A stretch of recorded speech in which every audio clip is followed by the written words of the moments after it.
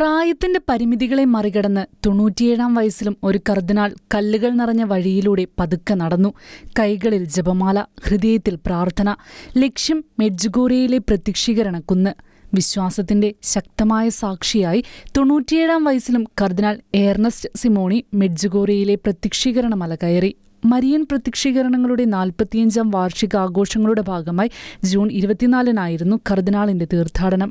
Albanian കർദിനാളായ Simoni പ്രായാധിക്യത്തെ മറികടന്ന് കല്ലുകൾ നിറഞ്ഞ കുന്നിൻ പാതയിലൂടെ നടന്ന് മുകളിലെത്തി. ഓരോ വർഷവും ആയിരക്കണക്കിന് വിശ്വാസികൾ ജപമാല പ്രാർത്ഥനയ്ക്കായി എത്തുന്ന ഈ പുണ്യസ്ഥലത്ത് അദ്ദേഹത്തിന്റെ സാന്നിധ്യം തീർത്ഥാടകരിൽ വലിയ ആത്മീയ പ്രചോദനമായി. 1981 ജൂൺ 24-നാണ് ബോസ്നിയ ഹെർസഗോവിനയിലെ മെഡ്ജുഗോറിയയിൽ പരിശുദ്ധ കന്യകാമറിയത്തിന്റെ പ്രത്യക്ഷീകരണങ്ങൾ ആരംഭിച്ചത്. ഈ വാർഷിക ദിനത്തോടനുബന്ധിച്ച് ലോകത്തിന്റെ വിവിധ ഭാഗങ്ങളിൽ നിന്നായി ആയിരക്കണക്കിന് തീർത്ഥാടകരാണ് മെഡ്ജുഗോറിയയിലെത്തിയത്.